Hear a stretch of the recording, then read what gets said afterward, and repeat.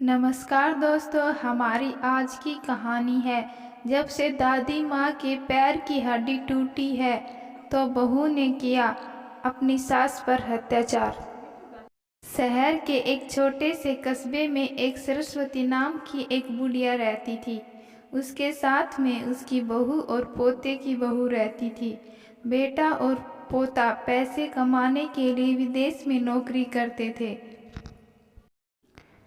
सरस्वती सुबह 4 बजे उठकर स्नान करके पूजा पाठ करती थी और फिर मंदिर में जाकर भजन कीर्तन करती थी। एक बार सुबह सुबह जोरों से बारिश शुरू हो गई और सरस्वती मंदिर में जाने लगी तो अचानक सरस्वती जी का पैर फिसल गया। पैर फिसलने के कारण सरस्वती जी के पैर की हड्डी टूट गई। माँ जी, जब हम सभी दाल रोटी चावल सलाद रायता और पापड़ आदि यह सब खाना हम खाते हैं तो फिर दादी जी के लिए सिर्फ दाल और रोटी ही क्यों?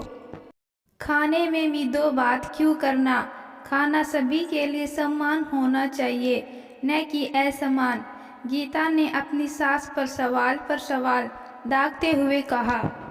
एक दिन जब गीता दादी माँ के लिए टिफिन भरकर खाना ले जा रही थी तो गीता की सासू ने कहा, यह क्या कर रही हो तुम?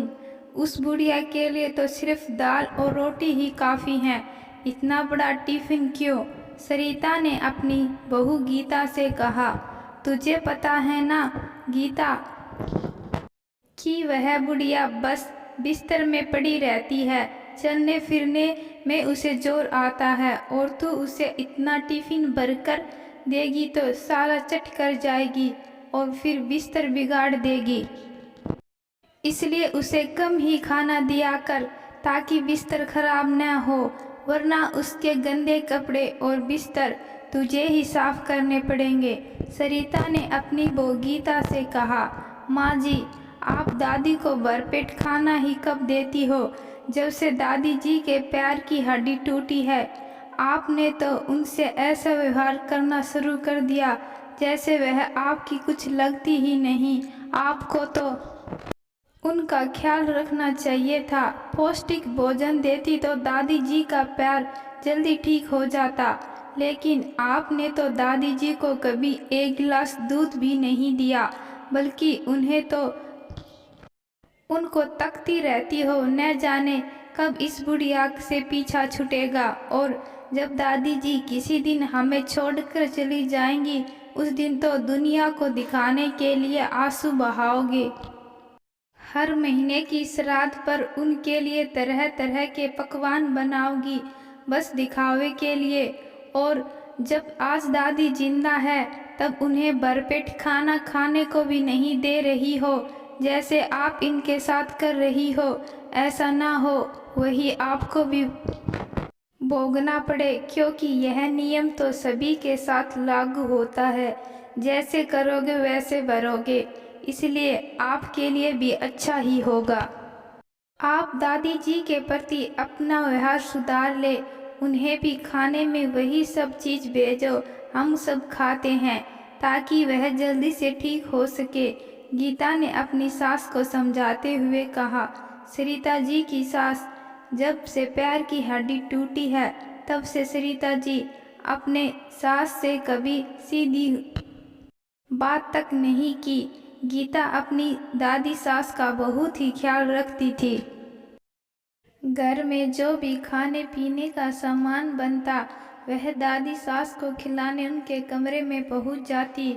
यह देखकर सरिता जी को बड़ा गुस्सा आता, लेकिन गीता के ऊपर उनके गुस्से का कोई असर नहीं होता था, बल्कि वह तो अपनी सास को एहसास दिला देती थी कि वह दादी जी के साथ कितना गलत कर रही है।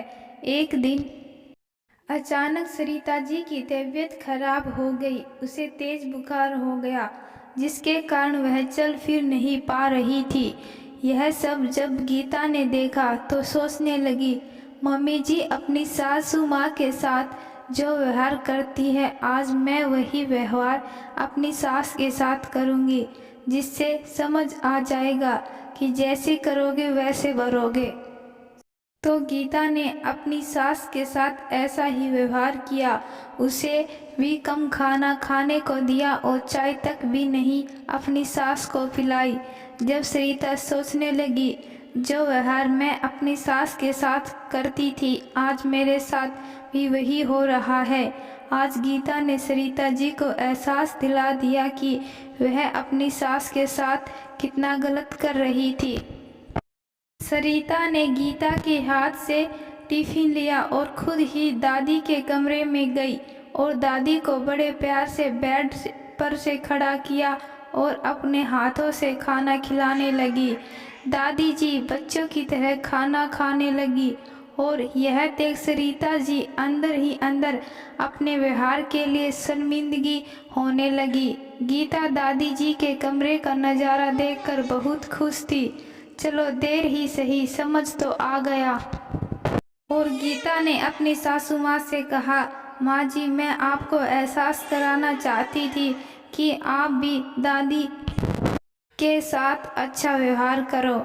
यह सुन सरिता खुश हो गई और तीनों सास बहू खुशी खुशी अपने घर में रहने लगी। तो दोस्तों, मैं आशा करती हूँ कि आपको यह कहानी पसंद आई होगी। धन्यवाद।